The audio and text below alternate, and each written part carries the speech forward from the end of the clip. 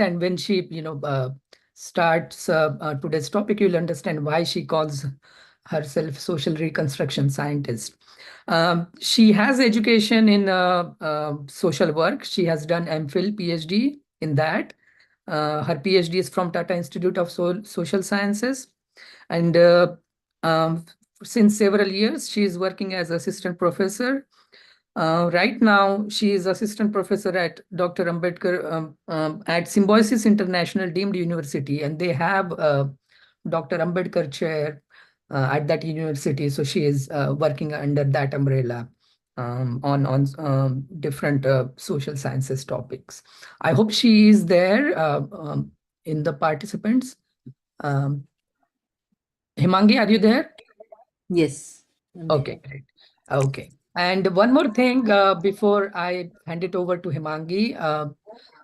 This entire month, you will be listening to many researchers who are working somewhat around public health and health topic, because that is my core research, uh, because that is my core research area of research and of interest. And I thought this could be a good avenue to hear from different, public health researchers or social science researchers who work around that domain.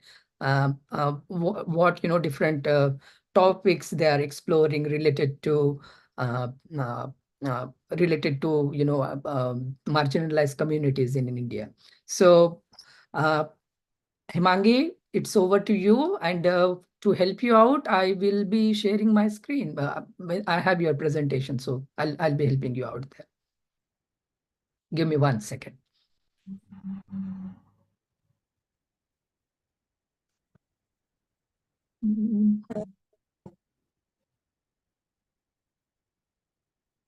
So, okay, here you go. Can everybody see the screen? See my screen now? Himangi, can you see the screen? Yes. Okay. Okay. Over to you now. Yeah. First of all, Jai Bhim to everyone. And I'm really thankful to Prashit and Anna for giving me this opportunity to present my views on sanitation work, which is near to my heart. And I have been working on this issue at ground and even academically more than 15 years. And therefore, I think I am the right person to talk on this subject. Okay, so the today's topic is sanitation work and workers and what needs to change in societal perspective. So this topic has come from mostly Prashit because we all are community here and most of the people they know me directly, indirectly. And therefore he was he felt, I think, that we need to focus on the society. So I said, okay, fine, we can do that. And therefore this topic is like this.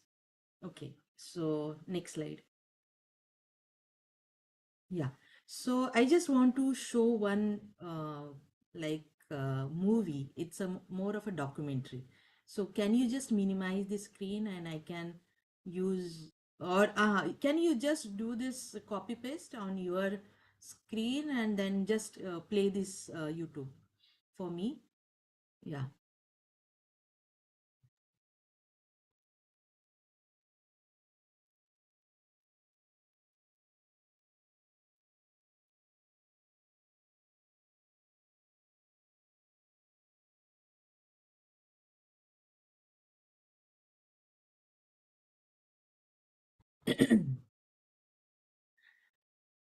Can you see my screen here still or no? Yeah. Sound. Ah. Sound is not there? Oh, God. Yeah, sound is there. Sound is there. Just check. Sound is. Screen is not there. Give me 1 second. I will. Huh. Just see. Huh. How about now? Just check. Huh.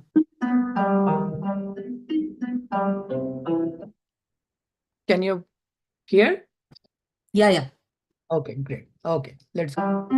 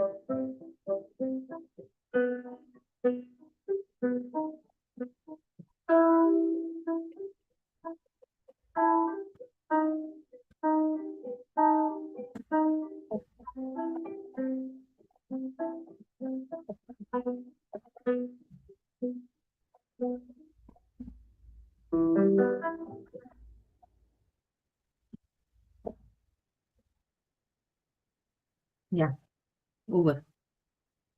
Thank you. Yeah. Okay. The purpose of this showing this documentary, because my whole presentation will go around.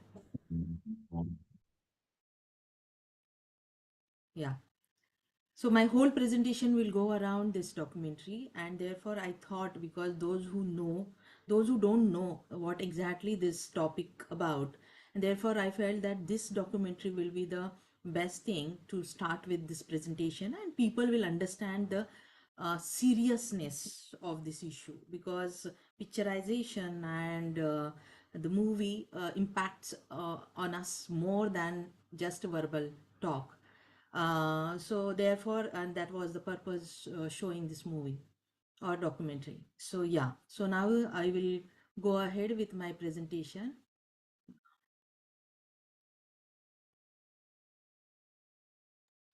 Can you see the screen?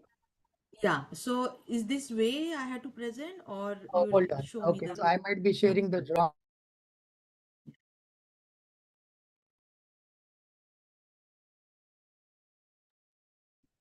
Things become little bit messier sometimes.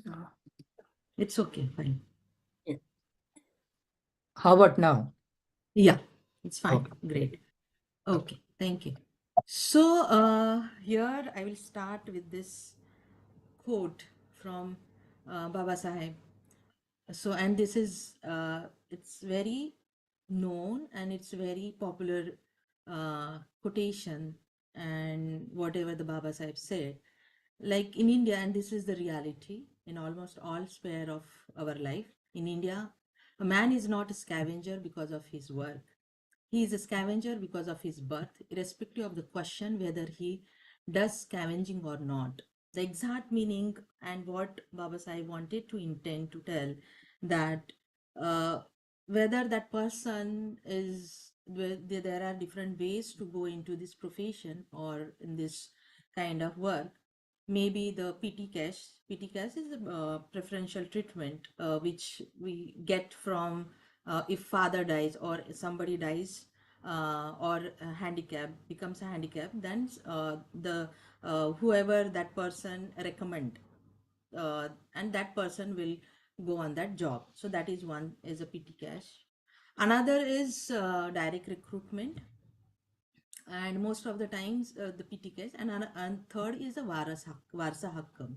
And Varsa Hakka, this is the only work, or this is the only profession where we'll see the Varsa Hakka. Like if I'm a scavenger and somebody will be there after my death, so that is, this work will continue as a caste-based profession, and therefore my most of the writings, my papers, which is on the vicious cycle of caste, occupation, even I have incorporated gender as well in one of my paper. So here, as Baba Sahib quoted, that this work is caste based, and therefore whether that person does scavenging or not, but you are considered as a lower caste or as an untouchable, or the person who is eligible to do scavenging. So that is what mostly we get the taunting and all the discriminations we see. Next. Okay, so here I have uh, like separated the things. What is exactly the characteristics of sanitation occupation and work? So what is the base to join this work? So the first is untouchable caste serve the above caste. Almost 99%, I can just say that 99% of this work is doing from this lower caste people, and mostly SCs, and hardly few people will see that they are from a different caste. And because now people don't get job, and therefore they, what they do, they take the recruitment, or they take the job of the sanitation worker, but in the reality at the ground they give this work those who are from the lower caste. So for only the namesake, that is what the formality or the this paperwork purpose, they are on that particular job, but reality the people who are working on this work, that is a lower caste people. So that is the base of this occupation, that this occupation or this work has been considered as a lower caste occupation, and most of, almost 99%, we can say that people are from lower caste.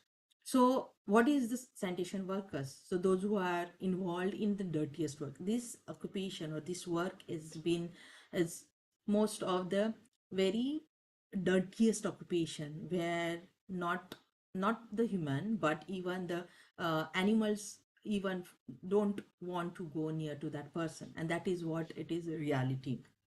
As here in India, like we may see a lot more. There is also, like, we as a social scientists always criticize government policies and the government terminology, the definition of development. I think the government is, again, has a different meaning of development. So they see the development in the perspective of only the uh, what the infrastructures you have, but the core development is a human development. I think there the eye is not. And another is sanitation occupation. It's an intergenerational work. As I said, this occupation is a vicious cycle from the varas hakka. That is what one of the main reason, like most of the sanitation workers are involved, and that is what the intergenerational occupation, where when I was taking my MPhil and PhD data, so there I felt like I always give such such statement wherever I go and present this topic. As Brahmin doesn't know how many generations they have been enjoying the resources, like maybe the land, maybe the education, maybe the other resources, property, the same way sanitation workers or the low caste people, they don't know how many generations they have been involved in this occupation, and that is the reality. When I asked them, like I was asking कि आप इसके पहले कौन काम करता था, उसके पहले कौन काम करता था, इसके पहले कौन काम करता था, so they don't know how many generations they have been involved in this occupation, and that is what the ground reality, and even your academics also saying tells the same thing. Okay, the consumption of other intoxication and alcohol, and therefore they become in debt. So they go in the debt condition. So, and I'm not exaggerating the situation or the statement I got from the sanitation workers, like when 2020, 2005, the deluge came, like flood came here in Mumbai, and during that time most of the scientists, and it happens even the COVID time, and even whatever the natural or the man-made calamities comes, these are the people who go first, and these are the people demand, matlab government demand कि these people they should go and work first, and that is what the reality. Your doctors and other people they come later, but these are the people, because who will clean the deluge, who will clean this dirtiness, who will do this all the safety things, and these are the people they go and government ask them to do. So that person, like he said that when the flood came that time, government gave them liquor, free of liquor, and asked them to do work 24 hours.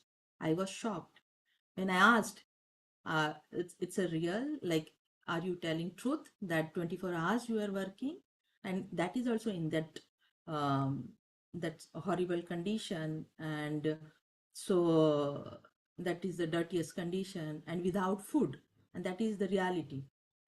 And he said yes, and 24 hours they were giving the officials, the government officials were giving liquor to them, therefore they can lose their consciousness, like I'm conscious, you people are conscious, and therefore you are able to listen, you are able to grasp, you are able to understand what I am talking. But when you are intoxication condition, you don't know where you are, what you are doing. So you are in this kind of mental framework that this is what it is asked to do, you are doing. So maybe it is a dirtiest thing, or maybe it is like horrible thing which your consciousness will not allow to do.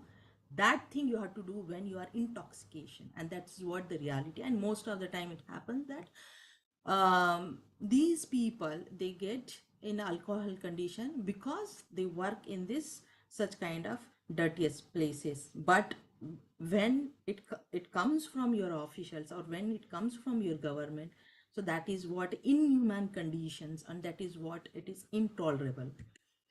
Another is that it's a dirtiest work, it's a big family size, and therefore, like, as we know that we come from very deprived and no resources kind of background, and most of the times, like, we have a extended family that we have to support, maybe uncle, maybe their children, maybe some people, some are died, their parents, and a lot more things like that. And that is the base, like they have a big family size, and less income, and this all this socio-economic political baggages we come with, and with this big family size, and you have less resources, or you have less money to look after. That is the, and another is its punishment, as the literature says that this work has been called as a punishment. How? When I will go in the next slide, so that time I will give the historical sketch how it has been called as a punishment. But this is a punishment, and this punishment, it's still we are continuing in the form of continuing the same occupation. And as I said, less salary. And now the new government or the new system has come from the government, that is a contract basis, contract system. This is very horrible system they have introduced in this occupation, and they don't have perks, they don't have proper salary, they don't have proper uh, uh, safety at work, or maybe they don't have even proper time frame, like most of the sanitation workers, like those who are government sanitation workers, they can work only 5 to 6 hours. But when you are in a contract system, your work goes 10 hours, 20, even 12 hours also, even more than that also. And that is what these people are facing. It is a forced work. Again, I will say in my next slide, when I will give a historical case uh, uh, sketch, like how why I am telling that it is a punishment and forced work. So spend more money, and these people, they, because it's a illiteracy, because low socioeconomic political background, educational background, and most of the people uh, they are like illiterate, or that is what the case. But in today's, in the contemporary world, it is not the case like that. They are at least 10 or 12 or graduation past. Even some of them have masters also. So spend more, they, but the religious dogma is still, it is there. They spend more money on religion. Like I can give an example. uh, like I was taking interview of one of the school boy, and he missed his final exam because his father or his parents said that you have to go that Devi's Jagran Bigran, and they went to their village. And I was shocked. What is important in your life? The final exam is important, or this religious kind of all your forced thing? So, but this is the reality at ground. And they went for that, and therefore this child missed the final exam, and then now that child is now again appearing for the next same class. So this is a traditional and orthodox rituals. Still, it is there. Assigned duty, this is a punishment, forced work, and assigned duty. I will explain in the next slide. So no basic amenities at work, place, or safety gears. Like they don't have a tala. They call it a chowki.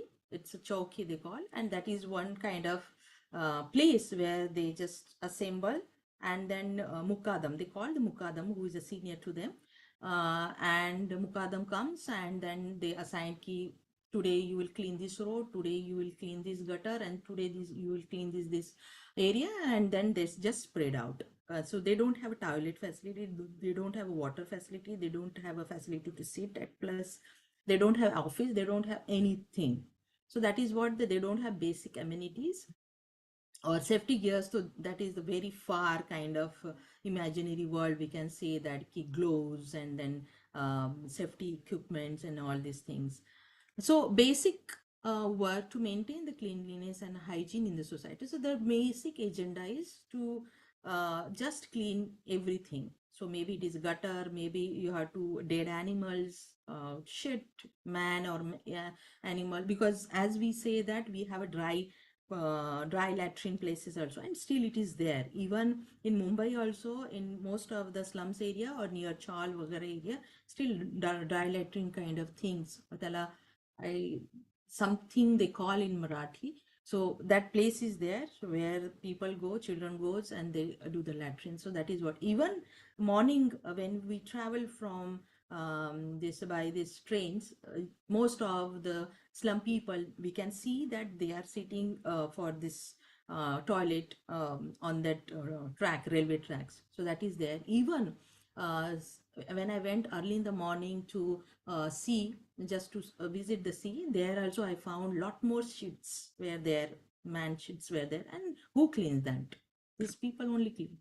So, an emergency workers of the nation, such as the actors and soldiers, that's what I believe, that these are the these are the people who has been called by emergency, like in the during the time of emergency, from by your government, or from other different organizations, like who are handling the contract system.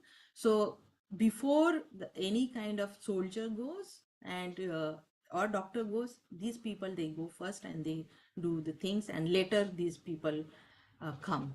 So, and that's, I said that it's a contract system. Now it has been new introduction from the government. It's a contract system they have started, and no job or at work security and no perks, as I already said. And this work is in high in demand. Like, you cannot imagine your city, it's not clean even for few hours. One day though I can just, it's a horrible chaos will happen in the city, but even for few hours, maybe 5 hours, just see that these day people, because now I'm seeing that most of the contract people, they come in the even the night 10 o'clock also to get your garbage from your city, and then they go.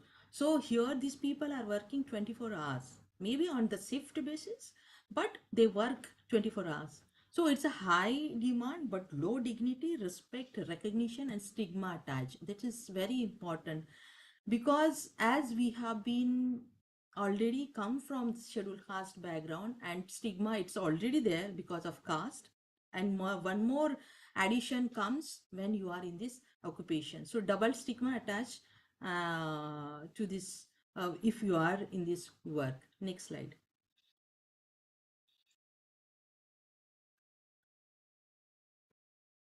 Okay, previous.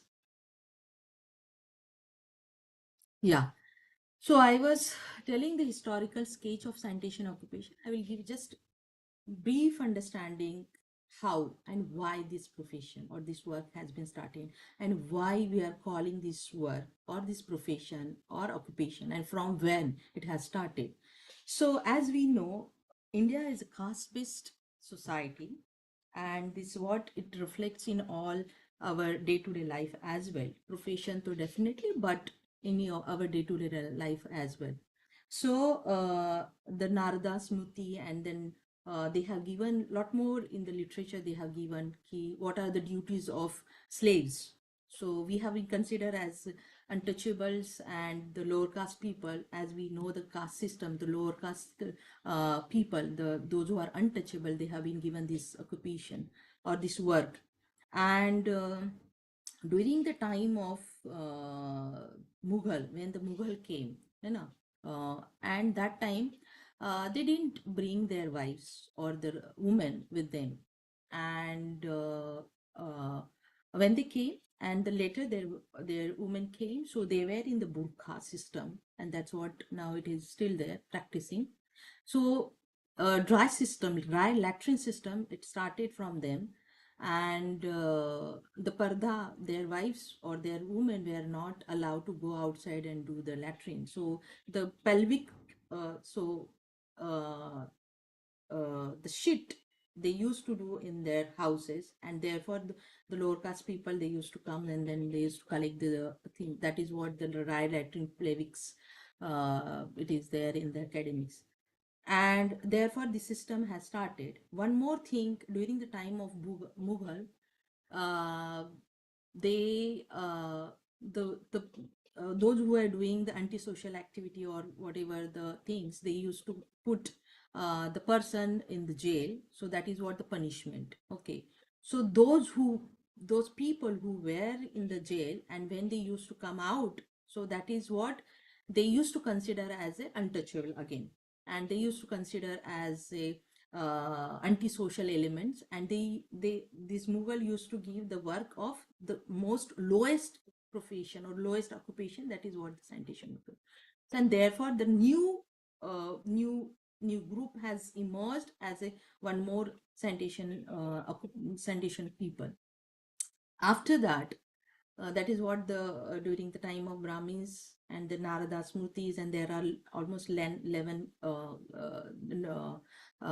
duties we have mentioned, and then Mughal, and then during the time of Britishers, when the Britishers came at the time of, they wanted people who can do all this manual work. So they establish cantonment, they establish railways, they establish lot more all these big kind of, when we see uh, and that time they wanted people who can do all the manual work, cleanly work, and they knew that these lower caste people only can do such work.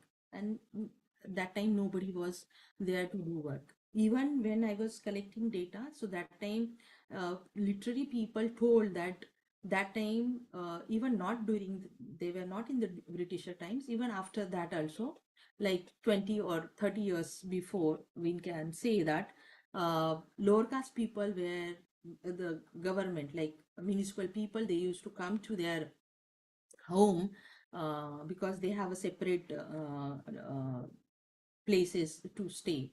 That is what the slums area, most of the slums area, we'll see the SCST and OBC, most of the SCST people they have. So they used to come and they used to literally force them out, and they used to literally make them know you have to work, because this you comes from this caste, and this is your work and you only have to do. And there are a lot more cases you can, I at least I found out. And when the and therefore it was a forced work. But the Britishers, given the systematization, mechanization, or whatever, some kind of professional approach has come from Britishers. And before that, it was a kind of force, punishment, and compulsory work. It was there. And when it has systematized everything because of Britishers, this occupation, the this forced work or the punishment became an occupation during the time of Britishers. And since then, this occupation or this work has been called as an occupation. But again, in my thesis, I literally had argued that American Occupational Therapy Association is there. It has formed in 1995. This definition says that occupation, the meaning of occupation is where you get pleasure, where you get leisure, like you get some kind of rest, where you have a willingness to do. That is what the definition, that's American occupational therapy. This is a theory, and it's 1995. So this definition has come. But when we say that these, when, and then I argued that how this work has even now cannot be called as an occupation, because this definition doesn't, because this occupation doesn't suit to this definition. There are a lot more other definitions also where none of the definition suits to this work. Therefore, in my thesis, I have not used the term as an occupation. I used as a, it's a work, it's a force work, or it's caste-based work. That's what. And therefore, I never call this work as a occupation. Okay, but other literature says. Okay, so the definition of occupation and profession. Okay, at national, different names of caste, as we know that this caste is not only one kind of geographical kind of entity or in one particular kind of area. This caste is, we know that it's all across the, even now, the world. But when we talk in the context of India, so even south, north, east, west, everywhere you will find that caste. And in this occupation, you will find different names of the lower caste people, but they have different names, but their work is this. And why they have involved in this work? Because they come from the lower caste people, lower caste background. So women sanitation workers, as I as already said, that my work, my paper is how the intersection of caste, occupation, gender. Okay, so this paper is in IIM Ahmedabad. It is for study. They have kept this paper for students to study that paper. So here I argued that women sanitation workers, as almost 100% of the women, or those women are involved in this occupation, they are almost 100% are scheduled caste. None of the women you will find the like OBC or ST. None of the women you can get. So therefore, it is a intersection. It is a complicated kind of thing. At least in man world, you will find some of the 1 or 2%, hardly some percent from ST or OBC. But here, all are from scheduled caste background.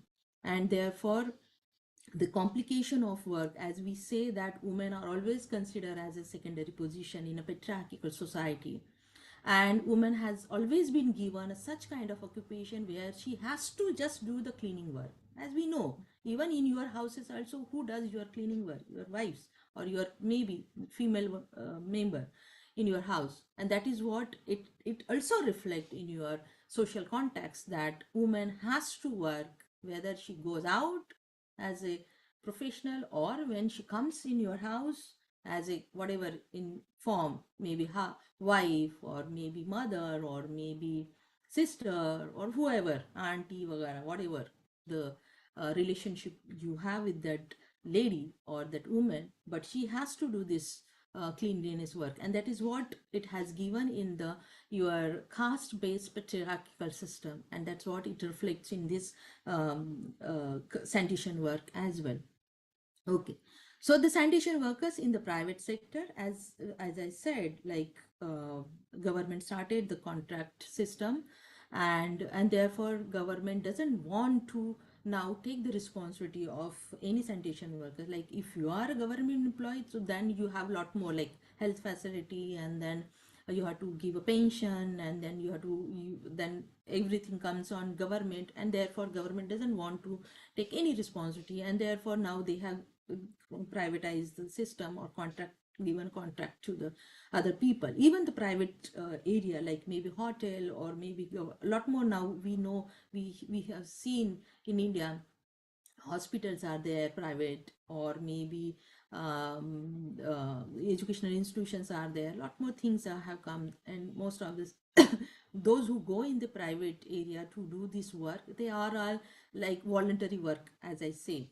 Like when I born in slum area, and my whole childhood I stayed in stall, so I still remember that, like that one baba used to come.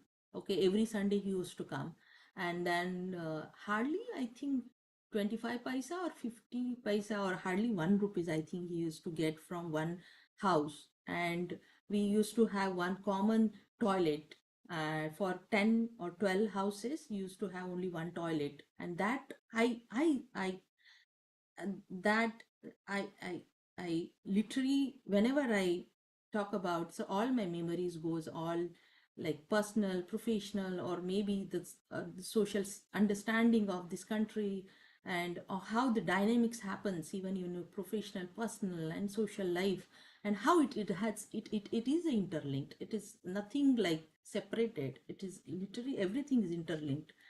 And and I still remember the same thing. It's happened now, like in one family, from one family, some in some slums area, some baba might be going, and it is a reality. They go and clean the private toilets, and this is all the voluntary works. Even I can give example of one sanitation worker who is a government employee, municipal employee, but and he takes the private work, sanitation works, and he employed these his caste people to do this work. Then these people, they are not a government employee, not a contract, but these people, like, I don't have job, so now what job I can get, because I am from scheduled caste background, so okay, this person, he can give me this job only, and that's what. So here all the this is what the Bordoi, he is a social scientist, and he Bordai's his concept of cultural capital and social capital, and what we get connected with this social and cultural capital. So, and where this private system works, this sanitation work system works, and the contract system, the already I said, and contract workers condition already I narrated. The children of sanitation workers, here my core area of research in children of sanitation workers.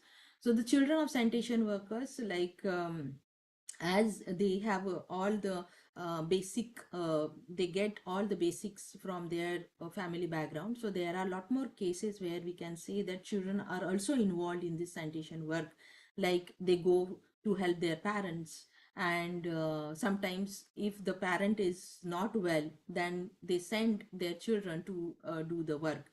there are a lot more cases where I can say that that one child, though he became now uh, he's adult now, but he said he started his work when he was not even 5 years old.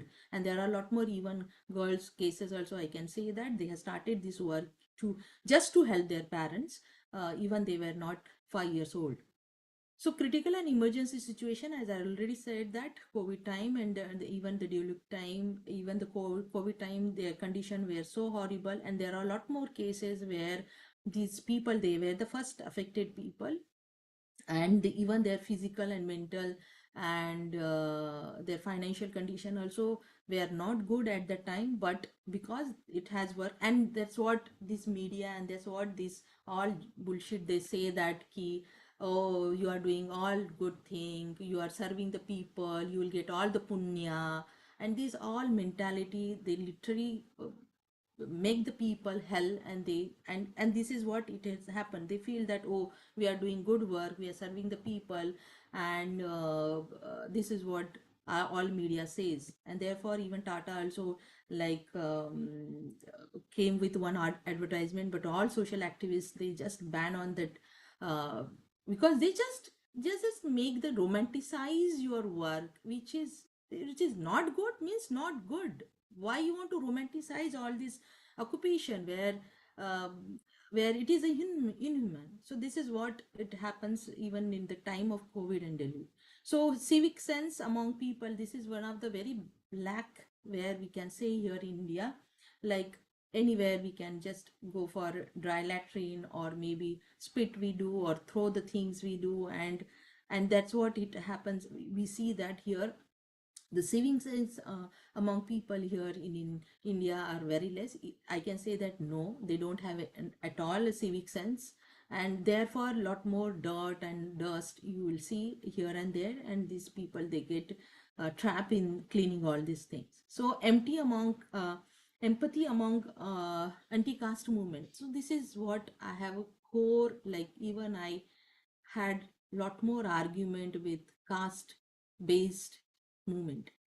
I always say that what you did till now, you have just subside this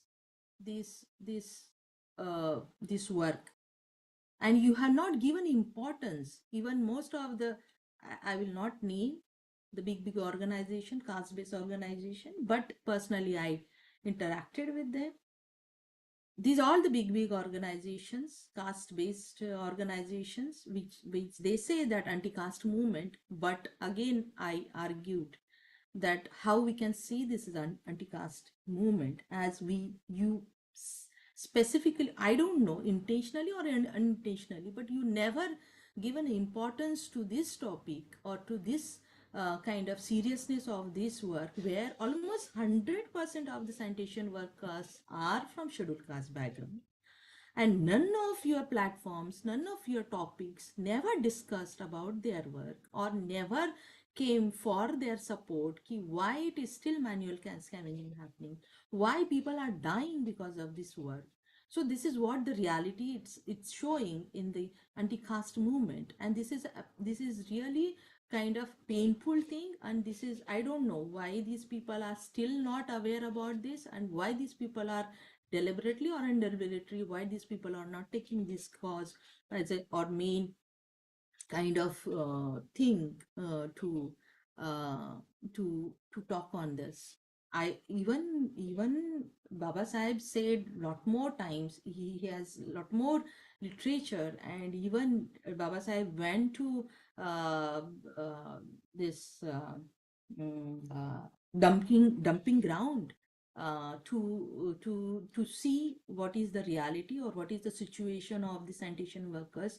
So that man was having at least that sensitivity, and he went, he wrote, and he did, like in the ground also, and even in the academics also, he has given his understanding, or he has given his opinion.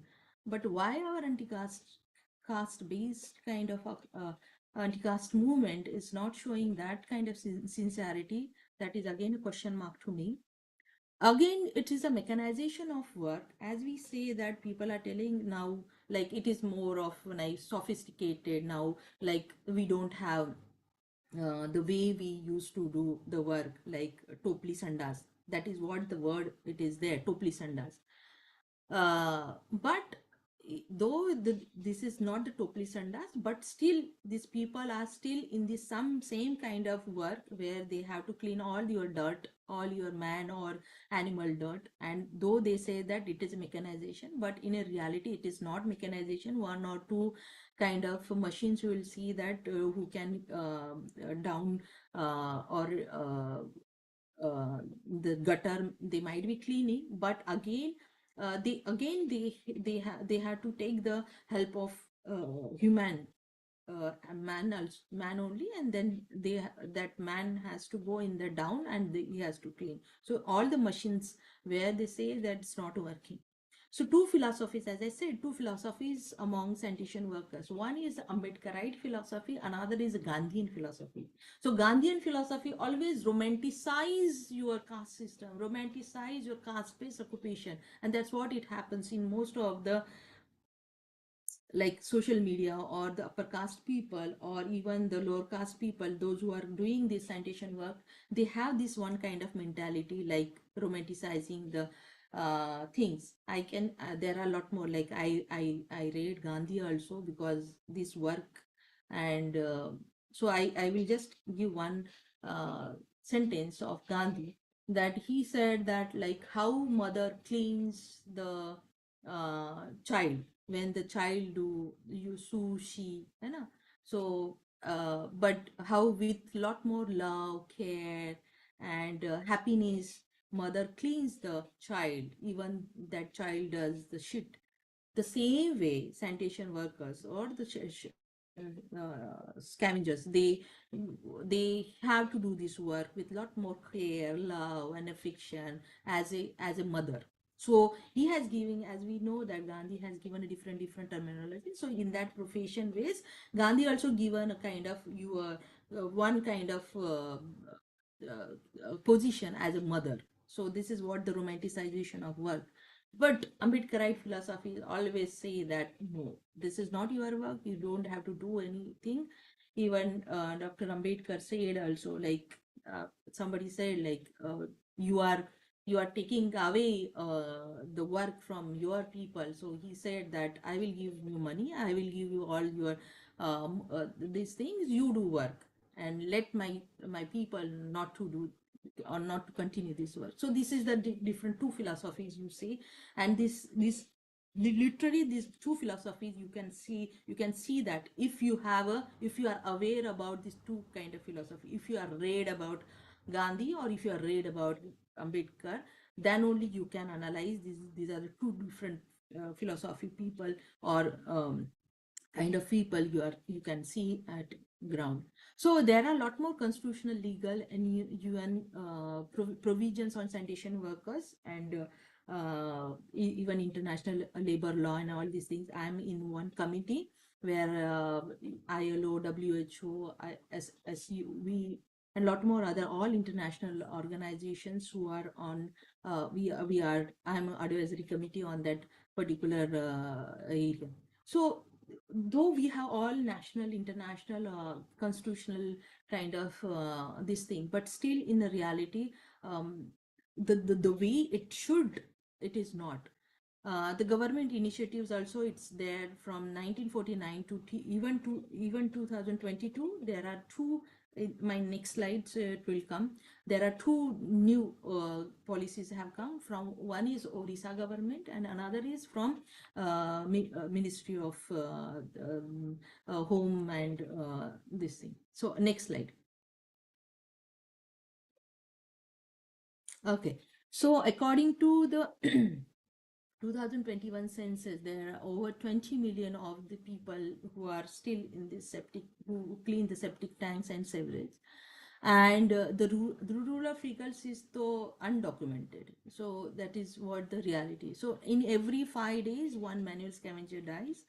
So 39,000 men and women collect almost 10,000 metrics of garbage every day. And that is what even I went two um, this uh, places uh, what uh, where lot more garbages are there, and where a lot more, even in Kalyan and even in uh, Govandi side. So there a lot more garbages are being collected, and there are Matang Samaj, Rukhi Samaj. These people, they sit, their houses are there, and their houses are there. I don't know how these people they live. When I went and I stood almost half day and I was talking, then I felt ki what is like still when we say that caste is not there, but caste is everywhere, and that's what it's reflecting everywhere. But you have to have the eye, or your search should be on that line. So here one, as I said, that Orissa government has started the scheme for safety and dignity of core sanitation workers. It has launched in 2020. It is more of a social security, but again I have a lot more questions to this government. Then national action for mechanized sanitation of ecosystem, that is a Namaste new scheme they have launched. They have a lot more new schemes they launched, but I don't know the basic. That's what it has I wrote in my thesis. When there is no will, there is no way. This government doesn't have a will, and therefore they are not finding any way, so they come with a lot more new schemes. So schemes started jointly by the Minister of Social Justice and Empowerment, Minister of Housing and Urban Affairs, launched in 2022. So Namaste project aims to protect sanitation employees. The scheme has been authorized with a budget of 360 crores for the 4 years. That is what this scheme is till 2026. So the Namaste schemes, it's almost 100 crore in the union budget, and implementation agency, that is what the National Safai Karmachari Finance Development Corporation. This is the national level corporation. So this with this kind of combination, they have started this Namaste scheme. Yes, next. Okay, so again here I come with understanding from Ambedkarite perspective. So Dr. Ambedkar addressed the issue of manual scavenging in 1943 while he was a labor minister, and stated that there is no meaning of having freedom if we fail to provide the basic needs, healthy and safety life for our laborers. Particularly, that is what it is very important, a life with dignity, a dignified occupation, and where you will not get or you will not see. That is what it is lacking in this. The basic things, though, definitely it is not there, but dignity to this occupation or dignity to the people, it is not there. Next. Okay, so here the half part. So first we talked about this sanitation occupation, sanitation workers. The next title of this presentation is what needs to change in social perspective. So here I may hurt you, but please sorry to me. So I will start with the one quotation next. Okay. So it may be your interest to be our masters. That's what we say that. So when we say, maybe when we say upper caste people, like it may be your interest to be our masters, but the second part comes to us. But how can it be ours to be your slaves? And that is the question mark.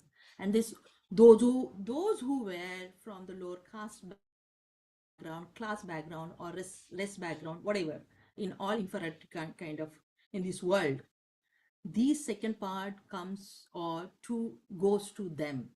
But how can it be ours to be your slaves? And that's what we have to reflect on it, to all of us. So he was a Greece historian, and he wrote a lot more good things. So okay, next.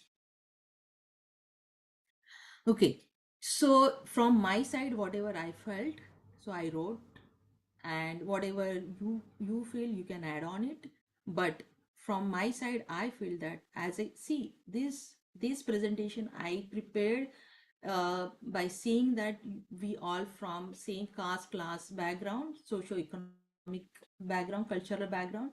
But when I go in a larger sphere where upper caste people comes, that time my presentation is something different. Then I literally bash on Brahminism, then I literally bash on their caste system. But here my presentation is only focusing on my people, and therefore I have the context of just to deliver or just to say to my people. So here the presentation is not for a Brahmin people. Here the presentation is not for upper caste people. So here presentation is for my people, and therefore all the things, all the points will come, or it will go directly to my people, not to the any Brahmin or upper caste people. Okay, so read the literature of anti-caste movement. That is what it is basic, and it is very important. Though you come from medical background, engineering background, or whatever kind of background, but this is our moral responsibility because we come from this kind of caste, class, educational, whatever geographical background. So this is our moral responsibility to read the anti-caste movement literature. This is what it is basic. So unity among all caste and ready to work for society need to develop more we feeling. That is what it is lacking, and that is what it is seeing in the ground as well. And if I talk about in the context of sanitation work, so here there are a lot more kind of different caste people. They say like the people come from ST background, or even the SC. In the SC also we have different caste, you know. So like in SC, like here, I could find out that Mahar are there, ex Mahar that we call, Chamar are there, Chamar are less.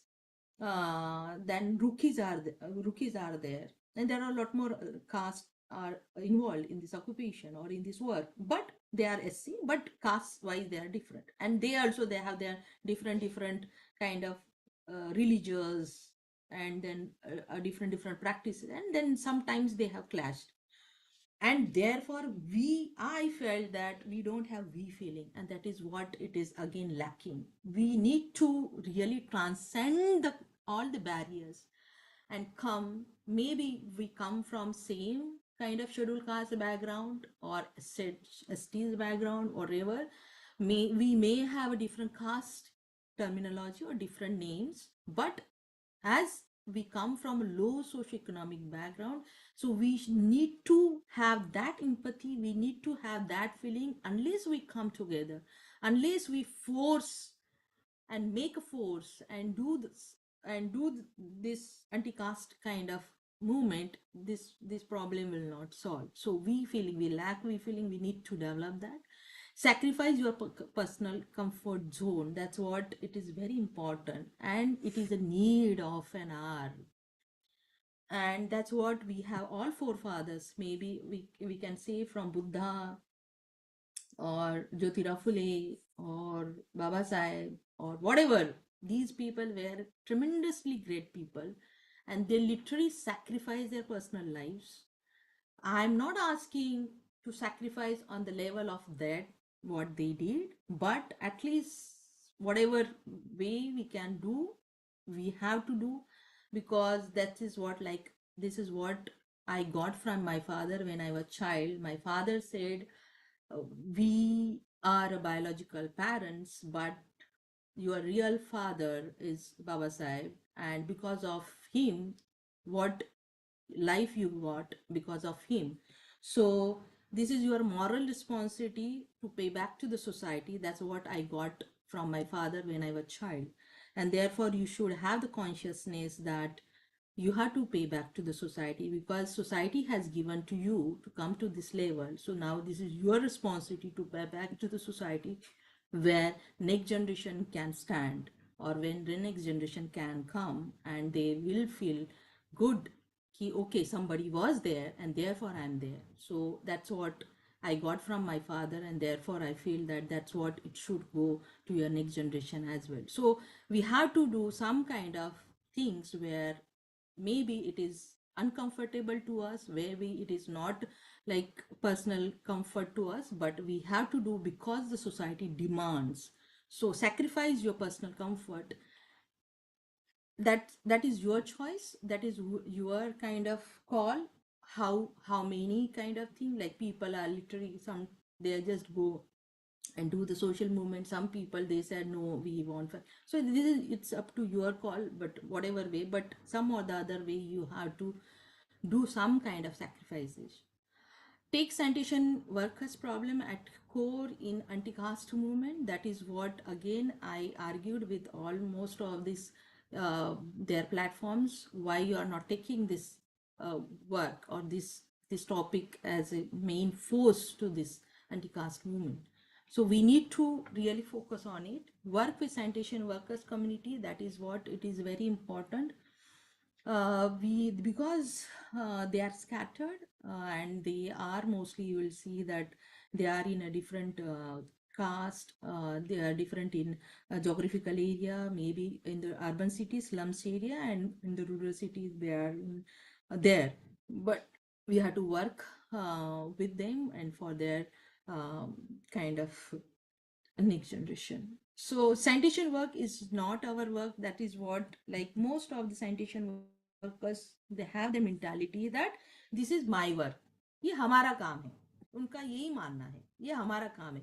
So that mentality you have to just take out, कि ये हमारा काम नहीं है, ये हमें forcefully दिया गया काम है. This work has been given because of punishment, because of force work, or because of kind of all this caste based kind of thing. But this is not our work. This is what it is required to know, that this is not our work. So that is what it is, basic things we have to tell, or we have to make them aware this is not work. As what, like most of the sanitation, ये तो हमारा काम है, ये हम करेंगे, ये काहे का है यार, मतलब ये कौन सा प्राइड आप उसमें you feel pride about it कि ये हमारा काम है. So you have to just erase this mentality कि ये हमारा काम है. So work on education, employment, and entrepreneurship. This is what it is important. Like we have to work on education, we have to work on employment, and we have to work on entrepreneurship. And that is what, like we always see that here in India, the employment kind of thing is very now sensitive things. People don't get employment. So now we have to focus on entrepreneurship. That is what, starting the businesses, on starting the things. This is really very important. Therefore, in my when I was working, I started teaching social entrepreneurship, because this is a demand of the hour. We have to focus on entrepreneurship rather than just going and doing the kind of employment. And develop more community resources, such as the educational institutions, religious institutions, hospitals, agriculture institutions, industries. That's what, like even I argue with my some of the time with my father, ki why you are wasting so much money, like just celebrating anniversary and celebrating Jayantis and all. Better you start some kind of institutions, maybe the educational institutions, maybe the vihara. Like when I went to Bangalore, and there I one of my friend, he said ki they have hostels, women hostels and girls, women hostel and boys hostel. That is a religious hostel. So that is what the Christian missionaries, they have huge hostels, and you get all the free things. I didn't pay where I stayed one night there. I didn't pay for the staying, I didn't pay for the food, I got everything free. Even I'm not a Christian. Why do we don't have the religious, such big institutions? Why we don't have educational institutions? Why we don't have like where I'm working now, Symbiosis, it's a huge institutions, or maybe other why don't we have, like we should think on it. Why we don't have hospitals, big hospitals, community hospitals? Why we don't have agricultural institutions? Why we don't have industries? Why we are lacking, where we are lacking, why we are just like just misusing our kind of finance, and why we are not constructing some kind of big things, like what now I am working as as an assistant professor at Ambedkar University, Ambedkar chair in Symbiosis. Recently I started 17th November, and now we are, because this chair is working on only on education. So now we are working because it's Ambedkar chair. This is my moral responsibility to present Ambedkar in a right direction, and therefore I am not taking this work as a just profession, but I am taking this is what a part of my community, or this is what the more part of my Dr. Ambedkar's work.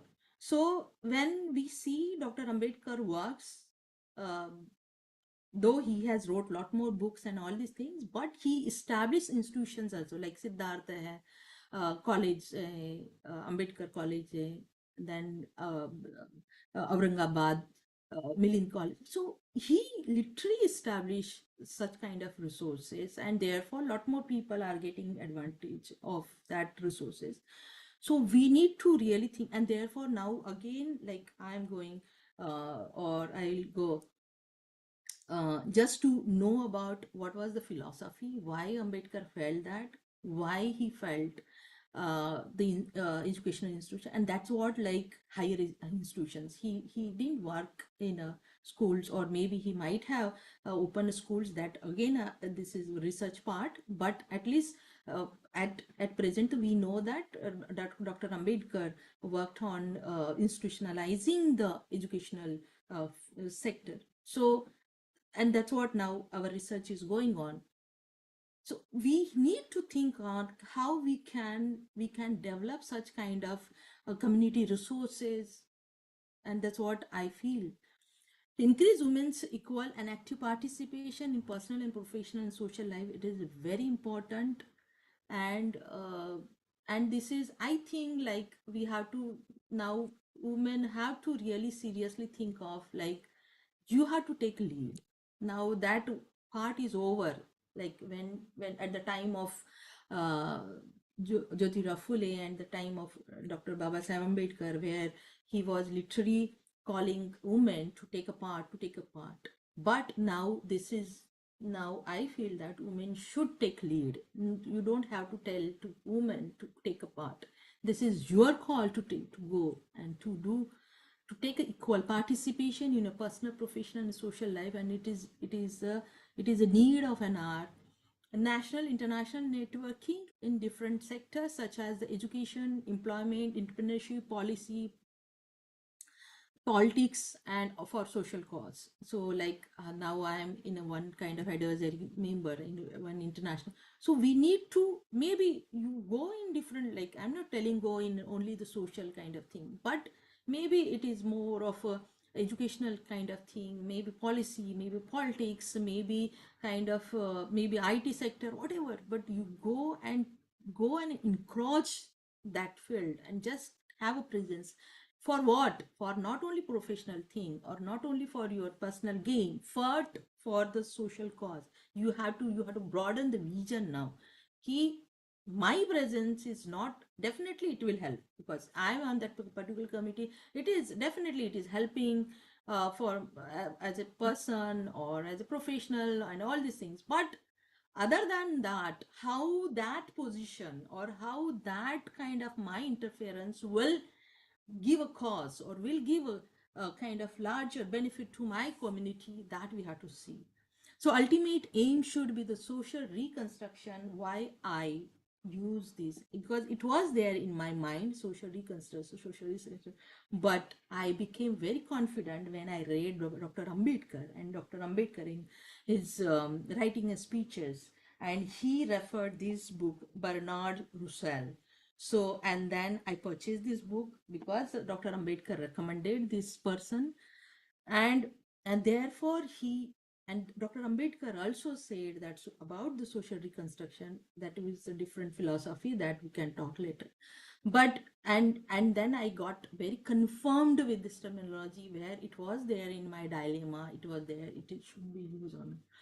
So we need to ultimately aim should be the social reconstruction. Like we had, everything is there, we had to need come with new vision, we had to come with a new ideology, new goal, and all this, where you will have your own kind of creativity. So we need to have the social reconstruction from your kind of philosophy, and you have to incorporate in that way. So strong society, as this quote is for all of us. Strong society, it has come from me. The strong society gives strong people, and strong people give strong society, and it is a vice versa. So we have to think of it, though we have not come from the strong kind of socio-economic background, but we have got a lot more social heroes, social reformists or social revolutionists, where we have strong people. We got strong people, and therefore, and we got strong society, as what, like, I'm talking in English, or I'm dressed up and I have a AC in my house and everything.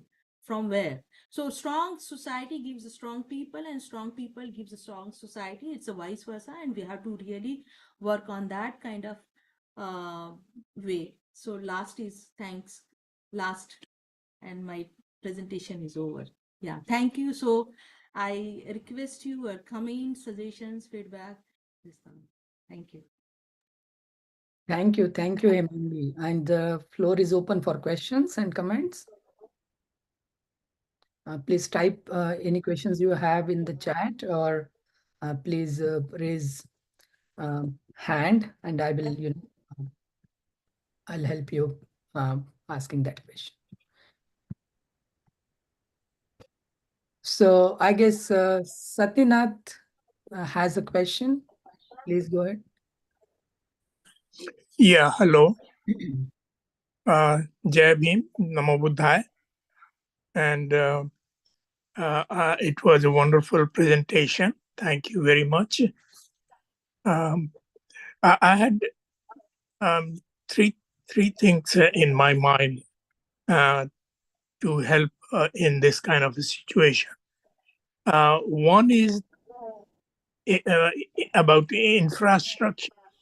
I live in New York City, and the sanitation system here doesn't require any kind of that kind of work that in India we see anywhere.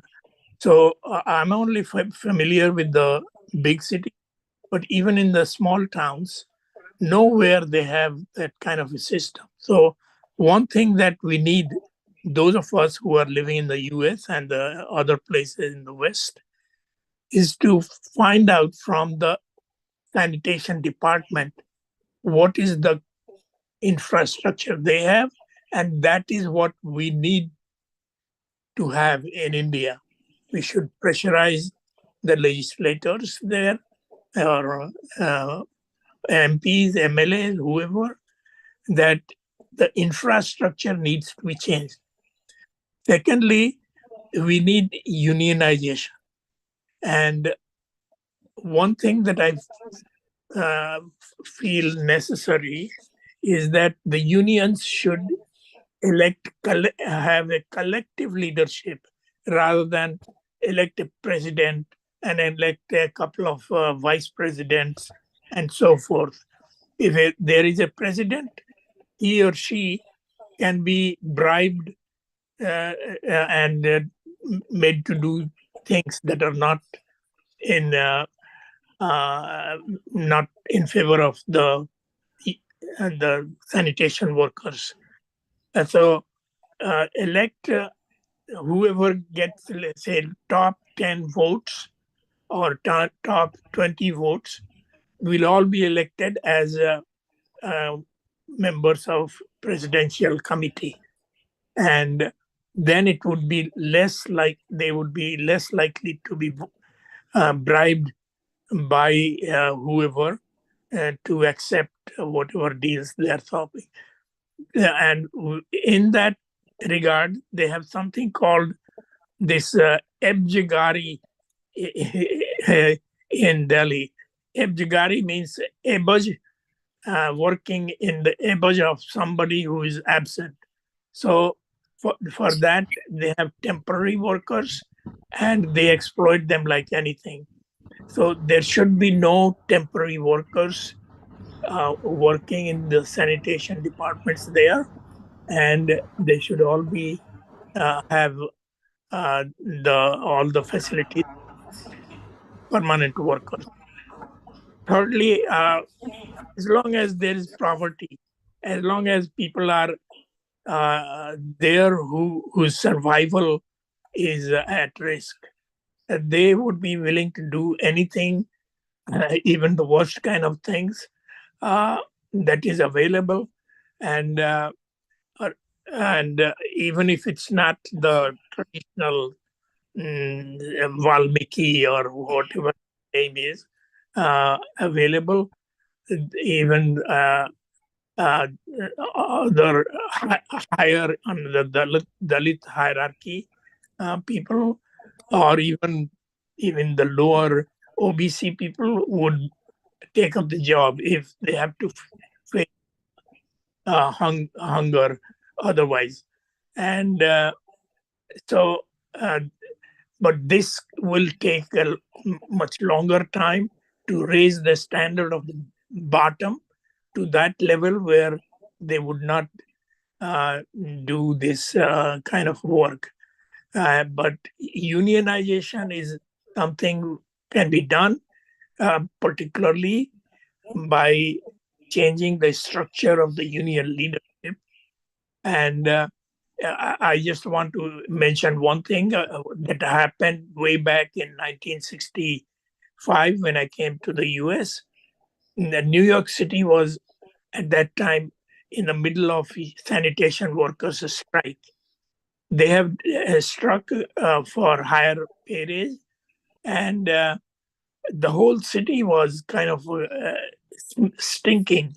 They were on strike for about 20 days, 25 days, and there were garbage bags all over the streets everywhere.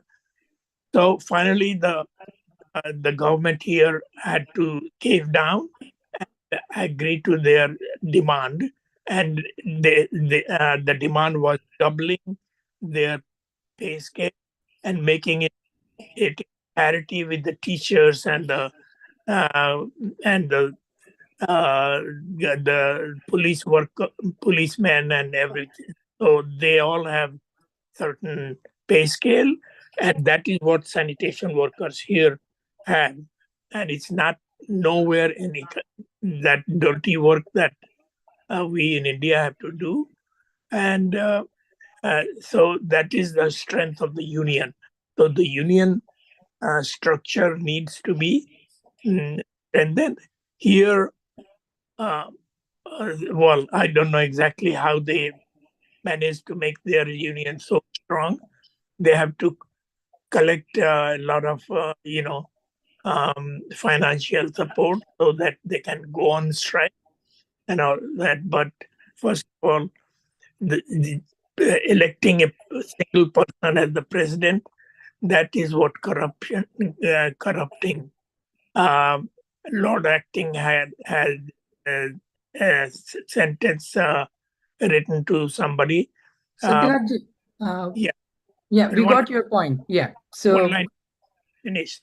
yeah, Uh, Power corrupts. Absolute power corrupts absolutely. So when a single person is elected as the president of something, so that person has kind of absolute power, and he and she is more easily corruptible. Thank you very much. thank you. Thank you for providing your observations. Hemangi, do you have any take on that? What Satyanathji is suggesting? Yeah, he's suggesting good thing, and this what union kind of thing, or the how this strike happen. Even in India also the strike happened in the, but not here in the historical time, and the how the system is there. That's what here lacking. Actually, here major thing lacks the integrity of the people towards as a humanity or as a person. That's what I felt here in India. And again the caste dynamics comes, and even the, like we even discuss about the union thing here and with the people. sanitation workers. So here a lot more corruption and lot more kind of position based kind of thing. Everybody wants to become a leader, and nobody is like really working for the workers, and therefore this system is collapsing, uh, and that's what here it is happening in India. Okay, thank you, thank you. Does anybody else have questions for Hemangi?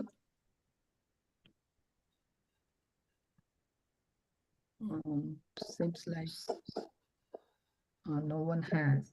But Hemangi, thank you so much. The main objective for having you again on this platform was to, think uh, on this line that how we can um, come up with new strategies among ourselves to make this question more visible and provide some alternative solutions, because everybody from us works in different field, and I feel it's our social responsibility to come together and make it our issue as well.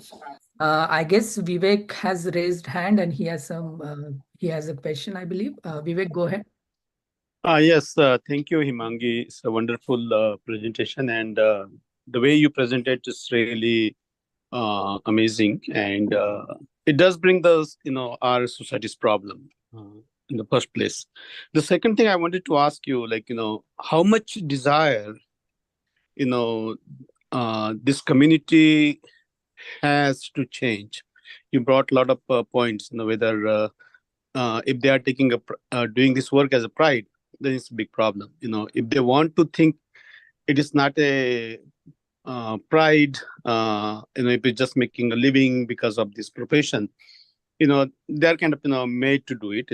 As your point is, the question is, do this community, the community who's doing this work, also has willingness to change? If they do have it, to what extent this desire making a change, because their leaders, if they are just taking as a status quo that their leadership, they should get respect and all that thing, and they're in the back door, not working in the interest of the community, not working in to change the system, then what is it that we are doing? What is it that you are working on the ground level to see, what is the next step? Is there a way out? Yeah. So therefore, even my thesis or my research was mostly on their next generation, because when I understood that it is an intergenerational occupation, therefore I can understand that, like, my father was a sanitation worker, he was a scavenger, uh yeah, and therefore I took this topic, and that's was the one of the main reason why I took this topic for my MPhil and PhD. So the thing is that, like, the people there, as I said, there are two different ideology people you find here in India and at the ground level. So there are two different people. Like, when I was child, and even my graduation time, I was not knowing that what my father was working, and I used to ask, like, what to my other uh, members in my family, like, what my father is working. Somebody used to say that he is a peon, or somebody say he used to do like all these things. Like, my father is a sixth standard, seventh standard dropout person, and my mother, she's illiterate, she doesn't write, she cannot write and read. So in that position, I was literally used to have that confusion, or have that question, ki, what my father is working. Because during my childhood, everybody used to say, like, my father is a teacher or whatever. But I was not having any answer to tell that what my father was, and I used to ask my family member, but nobody had. So, but when I understood, when I was the first child, and I was the first child in my house, literate child, and he asked me to write one form, because that was in English, uh, and then I read, I when I read that form, so his designation was scavenger. So that time I was very happy. At least I came to know that what my father is working. But that time, I think I was in 11th or 12th, or maybe I think graduate, like first year graduation. But that time I was not knowing the meaning of like scavenger. Then I searched a dictionary, and then I came to know that the meaning of scavenger. So here, the thing, but sometimes he used to tell, we used to do this work only and all these things. But at the ground, what happens, uh, some people, they feel that no, this is my work, so my son or my daughter, she will take that. And these things mostly in the municipal corporation, these things are there, like varas hak kind of thing, or pt cash you will see here in railways, because this is a big organization. But my father was in bpt, so there was not such kind of thing. But in the pt case, though, at least that person has to die or incapacitate physically, and then that next person who from his family can take that occupation. That is what it is.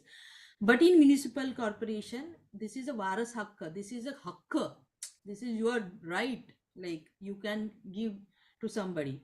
And therefore that is what their mentality ki, you get job na, easily you get job, so why to worry about it?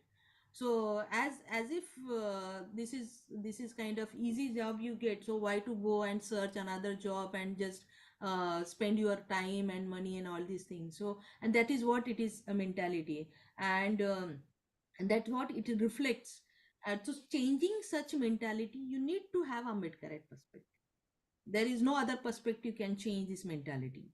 The Gandhian perspective, definitely it is just romanticizing the situation, like ये तो हमारा काम है, ये तो हमारा काम आप कैसे ले सकते हैं, and all these things, why they are having open recruitment है ना, बाकी के लोग भी कैसे आ सकते. So this is what their argument, and it comes from a Gandhian perspective. So ये जो है, that perspective comes from where it is come from media, and it is come from their socio economic, socio religious background. So, and those who has this mentality ki, no, this is what I did, my next generation will not go in that work. And therefore I felt that we have to, how we can stop the next generation. Okay, at least, okay, this person is there, okay, but at least next generation, how it can stop. But in a reality also, we feel that like now the crisis of employment, getting an employment, that is also one of the reason कि हमको काम नहीं मिल रहा है, तो at least government काम दे रही, तो हमें तो वारस हक से काम मिल रहा है, तो हम ले रहे. So that is what one kind of thing. Again, I had, and we have to really work on it, and we have to really talk on this. Like, I can give just one example, like that person who said that I worked 24 hours and taking the liquors, and that's what then I asked him question, what you got from this job? He didn't have any answer, because he didn't get help, he didn't get good environment, he even not he did not able to give a best education or best kind of health to his children. So when we ask such question, so then at least they will have some kind of thinking ki, okay, yes, what I got. They didn't get anything. I just tell them it is just a foolish thing कि मुझे government job है. अरे ये वो जुमला है बुरा government job का, and that is what people are still in that process कि I have a government job. अरे what kind of government job? If that job literally gives you some kind of, as I said, the definition of occupation, if that definition suits, if that work condition suits into that definition, then we can say ki, yes, this is a better thing, I should go and apply, or I should go and take that. But if you are not getting anything and you are just deteriorating day by day, so why you want that government job wala tag? क्योंकि उनको लगता है कि you get a prestige in the society, you get easily है ना marriage alliances, हाँ, you कि government job है तो जल्दी से आपकी शादी भी हो जाती है, प्रपोजल्स भी आते हैं कि गवर्नमेंट जॉब है, लड़का क्या कर रहा है, गवर्नमेंट जॉब कर रहा है, लड़की क्या करेगी, गवर्नमेंट जॉब। तो ये this is the mentality this people are having about this government job, and that is what makes everything is complicated. And that is, sometimes I feel that contract system, like all we activists opposed to this contract system. Why? Because though now government is not recruiting, but some of the government like Orissa government and other things, they have come up with a new system that ki this facility they can take even the contract system also people can take the benefit. But even they have started the contract system, but the way the labor laws है ना, labor laws says that कि hour वाला जो है issue है, this is the minimum salary you should get, this is the what the decent environment that person has to be in that particular work environment वगैरह, these all they have just vanished or it is not there. So even it is not come under your labor law key framework also. So whole thing is we need to change the first mentality, and that's what the caste system is about.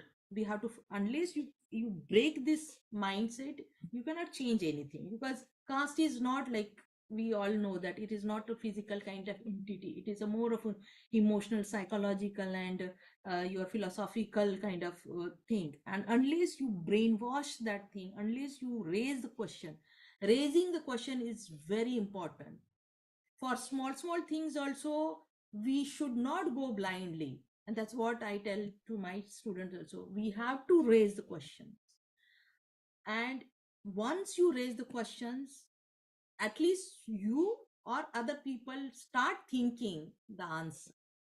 And that is what our work should be. We should raise the questions and start working on that answer, and that's what I feel that we should do.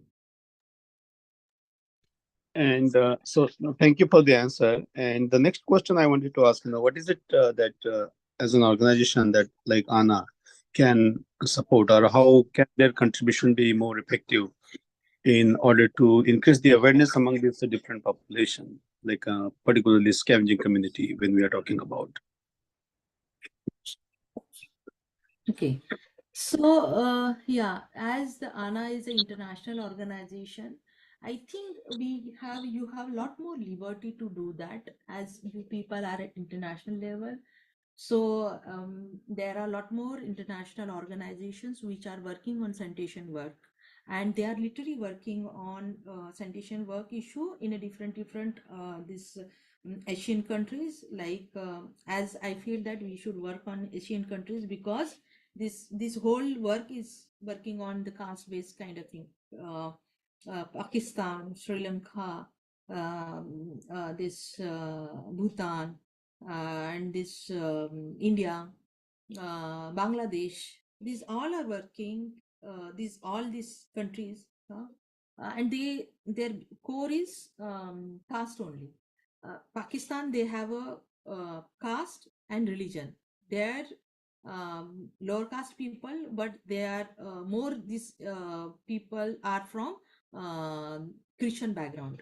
Why I know that all these things, all these dynamics, because I am in that advisory committee member, and all these national and international people are there from ILO, WHO, and World Bank. All these people are there, and therefore they work under like the European countries also, some Asian countries also, and then other countries also, and therefore I know that how these other countries work on this issue. So as ANA, we had to first we had to establish our international level kind of network, and at the ground, those people are working, and those organizations are working, like Safai Karmachari Andolan is there. One more that was Bezwada Vision's organization. One more Martin Makwana, he was also working, and one more person, I forgot his name. So these people, these organization, and they are really working very sincerely. So you can help these people in individual level or organizational level, and at international level we have to literally collaborate and work with this. Like I'm this proposal came from WaterAid, and these organization, through them only I am on advisory committee member at international level. But WaterAid is also an international organization, and this really work very sensitively. And sometimes they ask project what on what issue, which issue we can take. And they literally give you a like open space, and there we can talk on Brahmanism, we can talk on caste system, we can talk on the reality, and they really consider your views. They don't literally like say ki, no, this is not. They literally take you very seriously. So we have to work on a both level. So then only I think, because we have to have the international force also, and we have to have the national force also, and more of like I feel that we have to work on a new generation.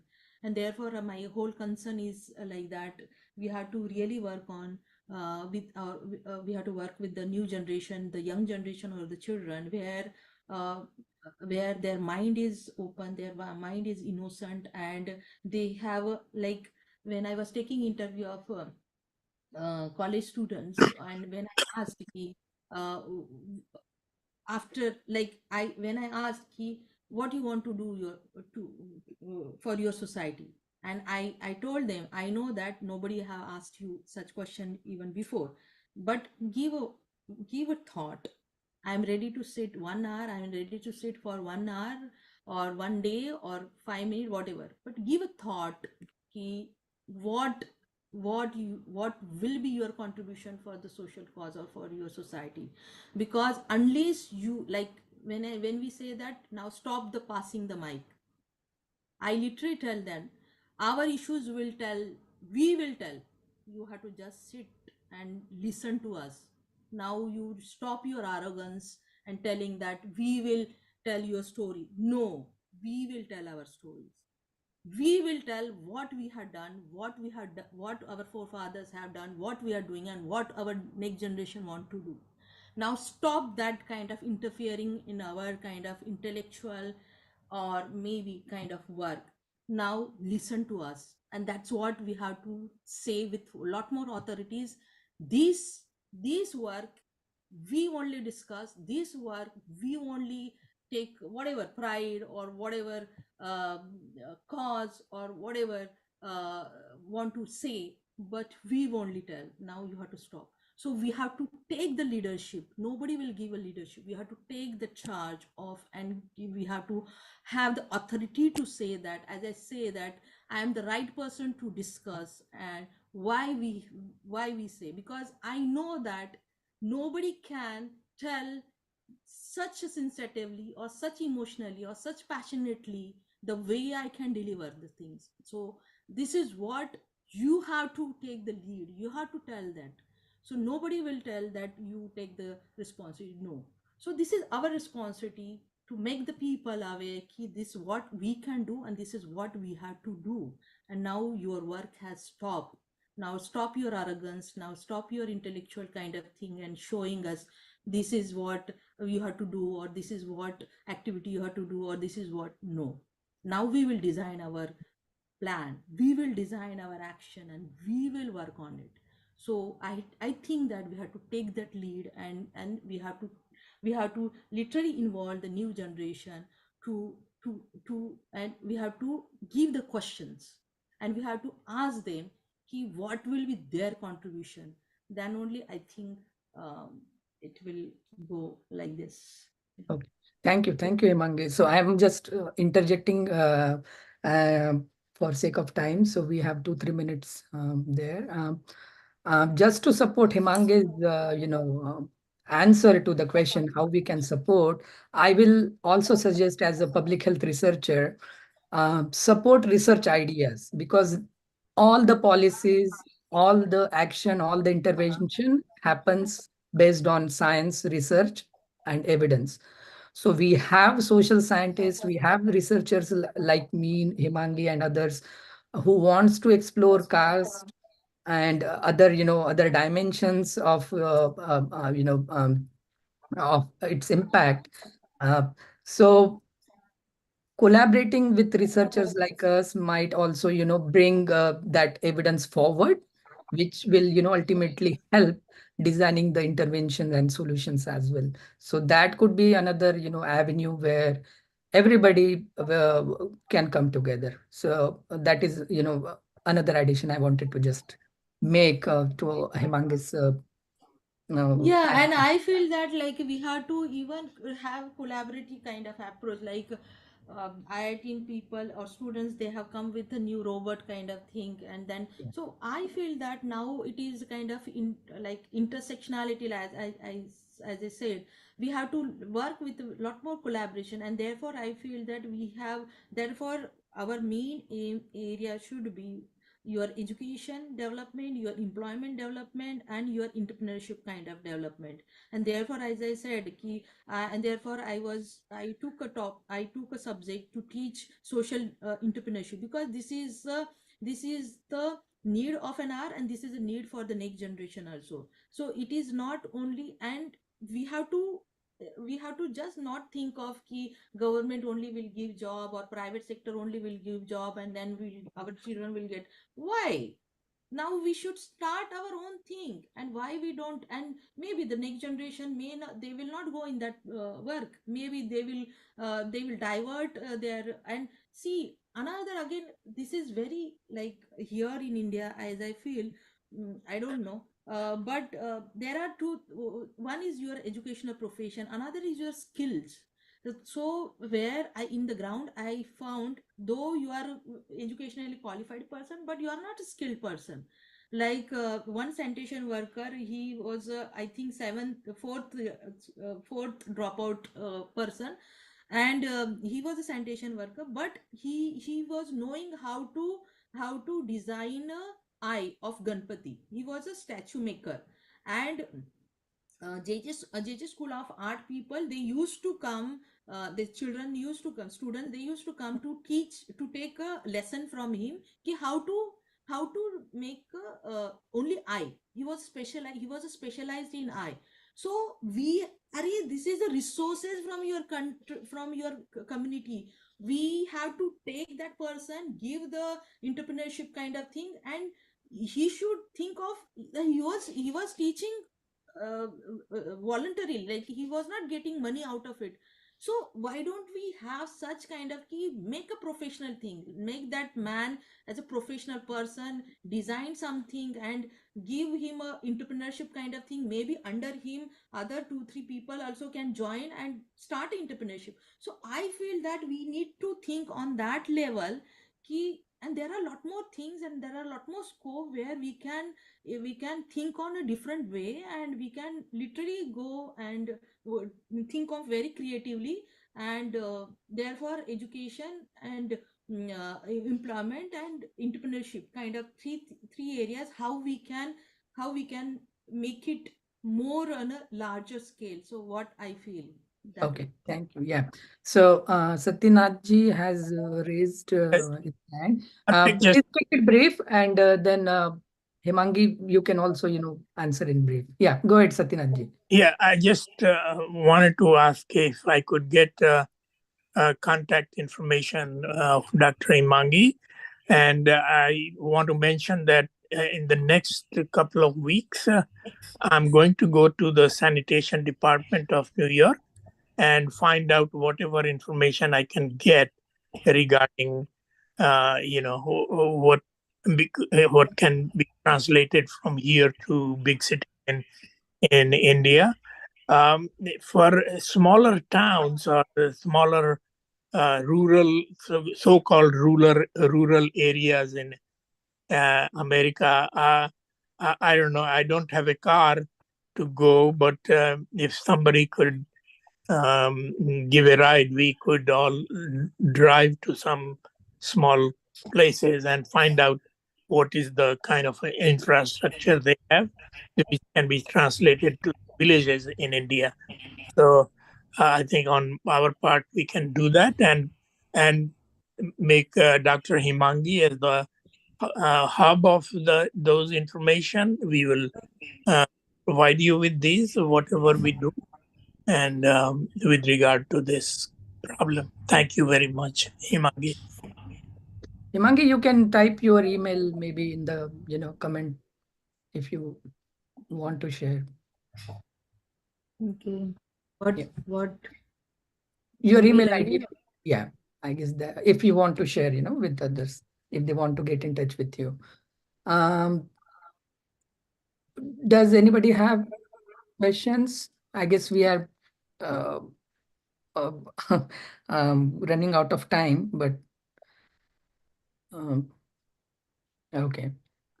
So I do not see any other questions. So thank you, Himangi, for coming today and enlightening us on this very important topic. I really feel honored to listen to you. And all the best with your work. And I'm hopeful we all will come together to change things on this topic in future for sure. Thank you. Yeah.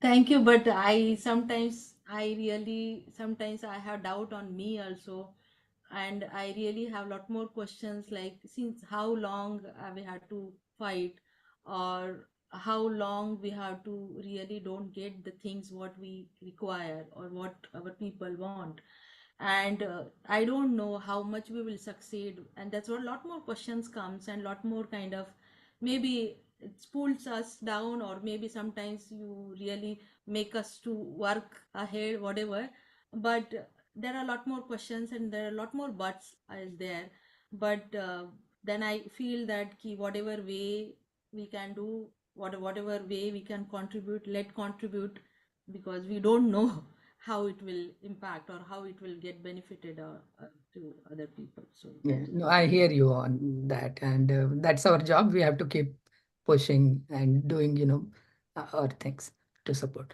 So that's all for today's Vihara. I think we will conclude the session now. Thank you so much, everybody. Okay, thank you, Jai Prashit. Bhim. Yeah. Bye. Yeah. Thank you, Prashit, very much. You conducted the whole session very well.